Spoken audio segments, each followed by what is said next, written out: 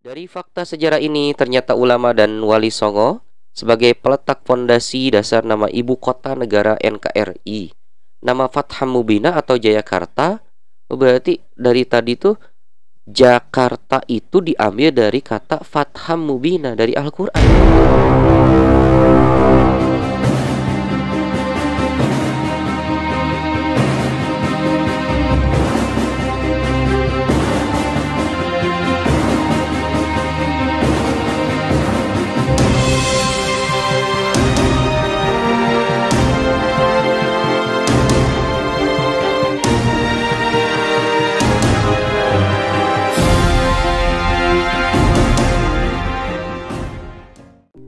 Assalamualaikum warahmatullahi wabarakatuh.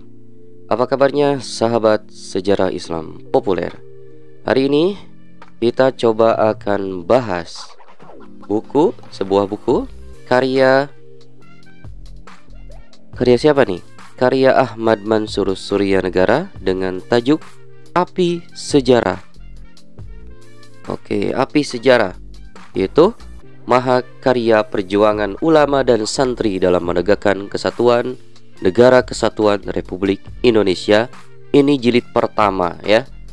Baik, teman-teman sejarah Islam populer, insya Allah kita akan bahas buku ini hari ini. Tapi kemungkinan karena tebalnya buku gak mungkin selesai dalam satu bagian. Kita akan coba bagi beberapa bagian. Kita cek dulu nih berapa menit ya, berapa kuat kita untuk membahas buku sejarah Islam, buku Api Sejarah ini. Sampai seberapa kuat kita akan membahasnya. Baik, pertama teman-teman, buku Api Sejarah karya Ahmad Mansur Suryanegara ini saya dapat PDF-nya. Dengan yang di depannya ada testimoni dari Profesor Dr. Taufik Abdullah, Ketua Masyarakat Sejarawan Indonesia, peneliti utama dan Ketua LIPI tahun 2000 sampai 2002. Kata beliau, saya ikut bangga atas terbitnya buku ilmiah Api Sejarah yang demikian tebal ini. Bukanlah prestasi yang enteng saat sebuah buku ilmiah mampu sukses di pasaran. Api Sejarah 1 dan Api Sejarah 2 telah membuka tabir akan berbagai aspek sejarah yang masih gelap. Selamat dan diterima kasih atas karya besar ini. Wow. Jadi di buku Api Sejarah ini mungkin kita akan mendapatkan beberapa sejarah yang mungkin disembunyikan oleh pemerintah kolonial Belanda dan mungkin berlangsung sampai saat ini, yang disembunyikan oleh sejarawan-sejarawan yang memang tidak memihak kepada atau yang ingin mencoba untuk menghilangkan karya-karya ulama dan santri dalam menegakkan Negara Kesatuan Republik Indonesia. Baik, kita masuk ke apa nih? Bismillahirrahmanirrahim. Ya, sesuatu yang diawali dengan bismillah pasti akan berkah kesananya ya. Kemudian di halaman selanjutnya, oh, Masya Allah, ini foto Buya Hamka, pelaku sejarah ulama, guru besar dan sejarawan, pendiri Yayasan Lembaga Sejarah, di hadapan Notaris Ali Harsojo, Jalan Sukabumi, Jakarta. Selanjutnya Ahmad Mansur, oke. Cover dalam ya. Oke, buku ini diterbitkan pertama kali tahun 2014.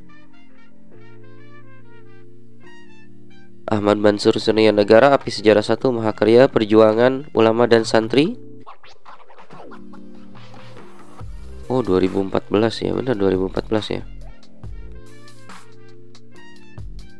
Oke, ISBN-nya ini cetakan ke-1 edisi revisi 10 Zulhijjah atau 5 Oktober 2014. Ini penerbitnya CV Tria Pratama, Komplek Gria Bandung Asri. Oh, di Bandung ya.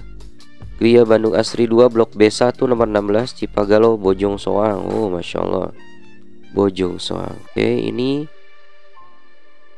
bila sejarawan mulai membisu, hilanglah kebesaran masa depan generasi bangsa. Ahmad Mansur Suryanegara. Ini mungkin ya fotonya Ahmad Mansur Suryanegara. Lukisannya karya S. Herman 2005. Oke, ini dia dapat sertifikat IBF Award buku Islam terbaik kategori non-fiksi dewasa. Masya Allah, tahun 2010. Baik, ini kita coba bacakan ya. Sejarah sebagai ilmu, sebagaimana halnya ilmu-ilmu yang lainnya, sekalipun ilmu eksakta, ternyata mengalami perubahan pendapatnya tentang kebenaran ilmunya. Sejarah sebagai ilmu sejalan dengan pengaruh zaman, tidak hanya mengalami perubahan fakta dan interpretasinya, tetapi juga mengalami perubahan materi penyajiannya. Api Sejarah karya Ahmad Mansur Suryanegara yang lebih mengkhususkan koreksi terhadap penulisan sejarah Indonesia. Penerbit Surya Dinasti merasa perlu mengadakan pembaruan penampilan dan isinya. Pada umumnya, umat Islam lebih memahami tentang sejarah perjalanan sejarah Islam Timur Tengah, tetapi sangat lemah atensi perhatiannya terhadap perkembangan sejarah umat Islam Indonesia dalam bentuk sejarah sebagai tulisan. Bahkan cenderung para aktor sejarah Islam, yakni ulama dan santri, membiarkan tulisan sejarahnya dalam sejarah Indonesia dikelirukan fakta dan interpretasinya serta kuantitas isinya, dan tidak menyadari peran ulama dan santri dipinggirkan dan dinegatifkan penilaiannya dalam perjuangan menegakkan NKRI. Padahal dalam realitas sejarahnya, ulama dan santri sebagai aktor utama sejarahnya.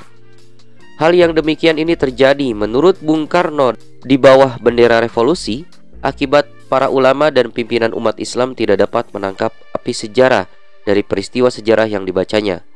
Membaca sejarah bukan hanya terhenti pada aktivitas membaca semata, tetapi mengambil pelajaran yang telah teruji kebenaran sejarahnya untuk dijadikan landasan mengubah zamannya. Dan kurangnya memahami pengertian sejarah sebagai peristiwa, history as actually happened, dan sejarah sebagai tulisan, history as written, yang dituliskan oleh sejarawan dan pengaruh zaman serta kehendak pemerintah yang berkuasa. Dinilainya sejarah Indonesia sebagai tulisan atau buku sejarah, terutama yang diajarkan di sekolah, sebagai kebenaran sejarah yang sudah final atau yang sudah selesai. Ahmad Mansur Suryanegara dengan api sejarah membangkitkan kesadaran bersejarah umat Islam Indonesia terhadap mahakaryanya yang menjadikan berdirinya NKRI, dan tentang adanya tulisan sejarahnya yang dipinggirkan dalam penulisan sejarah Indonesia. Kebijakan penguasa deislamisasinya menjadikan terjadinya tulisan sejarah Indonesia yang meniadakan peran ulama dan santri di dalamnya. Ada sejarah umat Islam Indonesia, tetapi tiada makna yang sebenarnya yang pernah diperjuangkan oleh para ulama dan santri. Penerbit Surya Dinasti merasa perlu api sejarah karya Ahmad Mansur Suryanegara yang pernah diterbitkan oleh penerbit Salamadani, Bandung, dari cetakan pertama hingga ke-6, untuk kami terbitkan kembali sebagai edisi revisi. Oh, jadi ini edisi revisi ya dari edisi sebelumnya. Edisi sebelumnya diterbitkan oleh penerbit Salamadani, kemudian direvisi oleh penerbit Surya Dinasti. Dengan alasan yang tadi ya. Ciri api sejarah karya Ahmad Mansur Suryanegara tidak hanya menuturkan para pelaku sejarah, tetapi mengenai sekapur siri, mengenalkan kepada pembaca yang terhormat para sejarawan dan guru besar sejarah, ulama, pimpinan organisasi Islam yang pernah menuliskan sejarah Islam di Indonesia. Dengan adanya perubahan format dengan hardcover serta tata letak cetak di dalamnya, penerbit berharap menjadikan para pembaca yang terhormat akan enak membacanya. Ini kata pengantar dari penerbit Surya Dinasti ya. Ditulis di Bandung 10 Zulhijjah 5 Oktober 2014. Foto Bung Karno nih, pemimpin besar revolusi, Dr. Insinyur Haji Soekarno. Jangan sekali-kali meninggalkan sejarah jas merah gitu ya, jas merah. Jangan sekali-kali meninggalkan sejarah. Sekapur siri ya. Mungkin ini adalah opening gitu ya. Raden Kiai Haji Abdullah bin Nuh, pembina Majelis Al-Ghazali Bogor, tidak hanya sebagai sosok ulama yang menguasai kitab kuning semata, melainkan juga sebagai seorang pelaku sejarah, juga sebagai sejarawan yang mampu menuliskan sejarah sebagai ilmu, history as written. Analisisnya bertolak dari fakta atau data yang diangkat dari referensi buku-buku yang di dalamnya membahas sejarah sebagai peristiwa.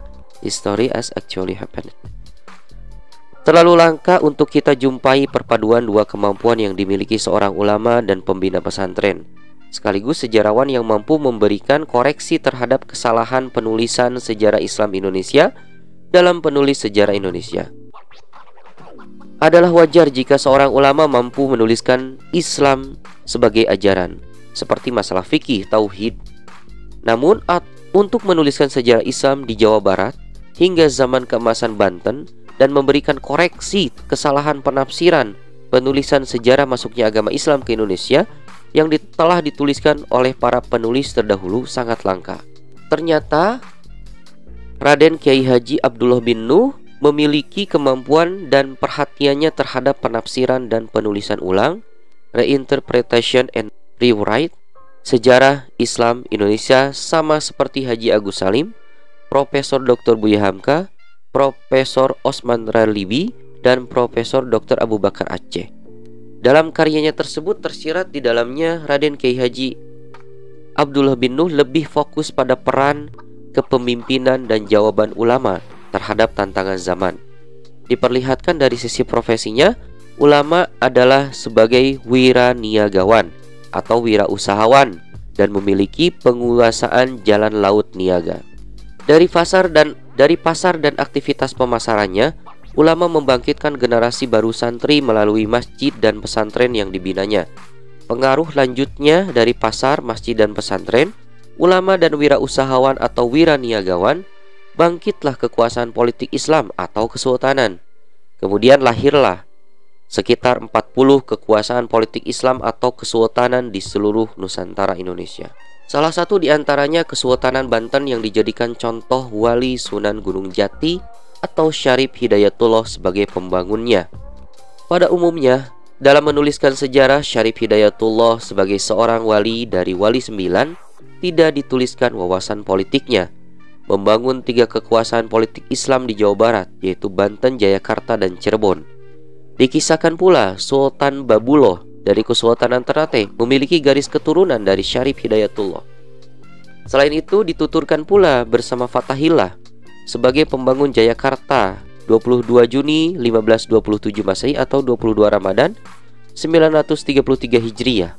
Nama Jayakarta diangkat dari Al-Quran surah 48 ayat 1, Inna fatahna laka fatham mubina, surat Al-Fatah berarti ya. Makna fatham mubina adalah kemenangan paripurna atau Jayakarta.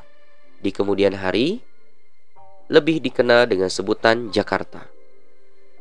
Nama Jayakarta melambangkan rasa syukur kepada Allah atas kemenangannya dalam menggagalkan usaha penjajahan kerajaan Katolik Portugis di Pelabuhan Kelapa atau Sunda Kelapa.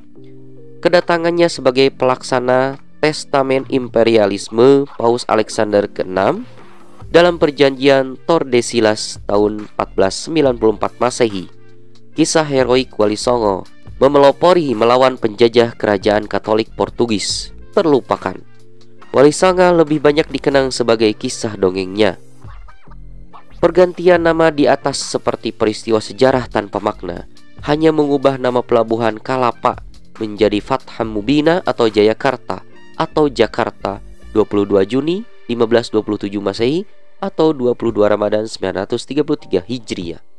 Namun 400 tahun kemudian bangkit kembali Fatham Mubina Jayakarta Jakarta dan menjadi nama ibu kota Republik Indonesia pada 17 Agustus 1945 Jumat Legi atau 9 Ramadan 1364. Sebelumnya menjadi nama Piagam Jakarta 22 Juni 1945 Jumat Kliwon 11 Rajab 1364 Hijriah. Ternyata nama Jayakarta sebagai karya salah seorang wali dari Wali Songo dan bersumberkan Al-Quran dan terjadi bertepatan pada bulan Ramadan. Nama Fatham Mubina atau Jayakarta sebagai jawaban ulama dan santri melawan keputusan Paus Alexander ke-6 dalam perjanjian Tordesillas tahun 1494 Masehi yang memberikan kewenangan kerajaan Katolik Spanyol dan Portugis untuk memelopori penegakan imperialisme atau penjajahan barat di dunia. Kitab kuning, pesantren, dan tarekat. Martin van Brusen. Wah, siapa nih? Oke. Emeritus Professor of the Comparative Study of Contemporary Muslim Society, Department of Religious Studies and Theology, Utrecht University, Netherlands. Oke, ini juga siapa nih? Di belakangnya mengurai sejarah Kabupaten Tasikmalaya. Ini ya di Singaparna 16 Desember nih. Siapa nih? Oke, Profesor Dr. Sobana Harja Saputra, Guru Besar Ilmu Sejarah, Fakultas Ilmu Budaya Universitas Pajajaran. Oh, mengislamkan Jawa. Apa nih? Wah, gak jelas nih. Profesor Merle Calvin Rickleps, PhD, sejarawan kontemporer Australia. Nah, ini kumisnya nih, keren. Dasinya mirip kayak dasi saya nih. Profesor Dr. Ajit Thohir, Guru Besar Sejarawan Ilmu Sejarah UIN Sunan Gunung Jati, Bandung. Oh, Masya Allah. Saya nggak kenal ya. Aduh, astagfirullahaladzim. Karyanya historisitas dan signifikansi Kitab Manaqib Syekh Abdul Qadir Al-Jailani dalam historiografi Islam. Oke, ini siapa nih? Letnan Jenderal TNI AD Haji Zaini Azhar Maulani.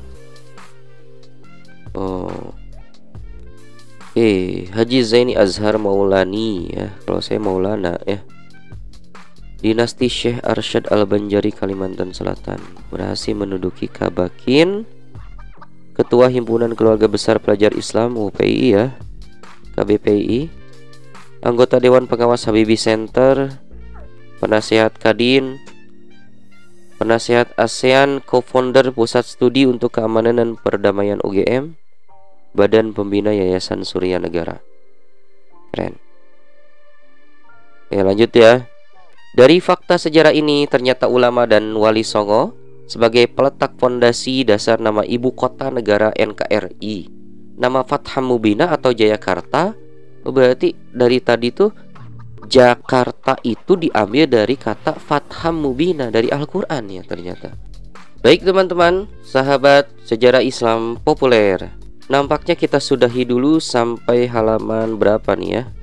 Halaman 11 ya dalam Romawi. Betul ya. 12, halaman 12 di angka Romawi. Kita sudahi dulu sekapur siri di halaman 12 angka Romawi. Nanti kita lanjutkan bahas buku Api Sejarah. Seperti apa di dalamnya ini kita belum masuk ke intinya. Nanti kayaknya bakal seru banget. Kita bakal menemukan sejarah-sejarah yang tersembunyi atau yang memang sengaja disembunyikan oleh pemerintah kolonial Belanda dan para penguasa di Indonesia selanjutnya. Terima kasih, salam sejarah Islam, sejarah Islam populer.